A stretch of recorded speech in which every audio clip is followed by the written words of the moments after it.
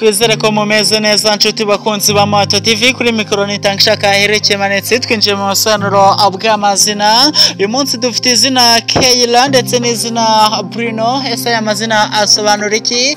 Ese waba wifuza kumenya nawe ubusobanuro bw'izina ryawe? Jya muri comment ubidusabe rwose, turi tayari guhita tubiguha. Nizere ko kandi mwamaze gukora subscribe, like, share ndetse nyine mukajya no muri comment mugatanga igitekerezo cyanyu. Munyemerere twite cyane duhere ku zina Keila, izina ry'umukobwa ukunda kubaho mu buzima bwiza.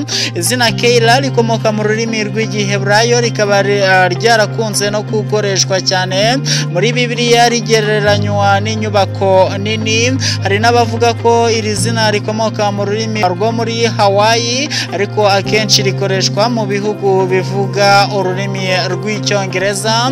Iri zina rikunze guhabwa abana b'abakobwa, ryamamaye cyane muri 2001 aho ryari irya 989 yarakunzwe cyane kurusha ayandi ku isi. Uko imyaka ishira indi igataha, ababyeyi benshi bahitamo kwita abana babo Keila aho kuba Keila. Ibiranga aba Keila arangwa no kwiyitaho cyane, akaba umukobwa w'imbaduko n'umurava, ndetse ahora aharanira kubaho neza mu buzima. N'abantu bakunda ibintu, no kuvuga ubutunzi no kubaho mu buzima bwiza cyane, ku buryo baharanira kutabura icyitwa ifaranga. Mu rukundo Keila arafuha cyane, nyamara atari uko atizera uwo bakundana, ahubwo aba ashaka ko ibyo aha umukunzi we byamugarukira. Yihagararaho akiyerekana nk'umukobwa ugira umutima ukomeye, ariko mu by'ukuri agira amarangamutima menshi. Keila akunda kugaragara nk'uworoheje mu mutima iyo umurebye mu maso. Ibi akaba biterwa no kwirinda kugirana amakimbirane n'abandi. Abantu banga ibinyoma n'akarengane, bakaba abakobwa bifitemo ubushobozi bwo kuyobora abandi kandi bubahiriza inshingano zabo nk'uko ziri. Inshuro nyinshi ba Keila bakunda gukorera kure y'umuryango wabo, kuko bizera ko bizabafasha kubaka umubano mwiza n'abagenzi babo babakikije.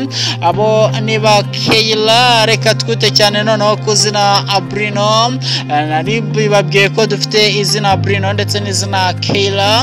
Bruno, izina ry'umuhungu w'umuhanga. Bruno ni izina rikomoka ku Kidage Brin, aho risobanura ingabo ikingira umuntu imyambi, cyangwa rigasobanura uburinzi. Hari n'aho usanga iri zina risobanura umuntu ufite uruhu rwirabura. Ni izina rihabwa umwana w'umuhungu, kuri ubu ryiganje cyane mu bihugu by'uburengerazuba bw'isi. Bimwe mu biranga ba Bruno aba ari umuhungu w'umuhanga kandi w'uburanga, uzi gufata imyanzuro kandi uhora ashaka kwiyungura ubumenyi. Arangwa n'ibikorwa by'ubumuntu, yitangira abandi ndetse akanafasha umwitabaje wese. Yabaye umwarimu abikora neza, kuko azi gutanga ibyo afite cyangwa se ibyo yifitemo, ariko niyo akiri umunyeshuri aba ari umuntu ufata vuba, agaragaza amarangamutima ye, kandi iyo ari mu rukundo aravunika cyane, kuko aba yumva ko ibyo agirira umukunzi we nawe yabimugirira. Akora ibishoboka byose kugira ngo yerekane urukundo rwe. Iyo bitamuhiriye bimubera igikomere cy'ubuzima bwe.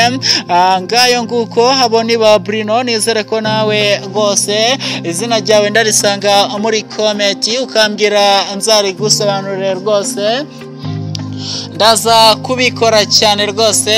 Hanyuma reka mpinenya mbashimire cyane mwese twabanye, mwakoze kutwumva, mugira ibihe byiza, ariko mwibuka gukora subscribe.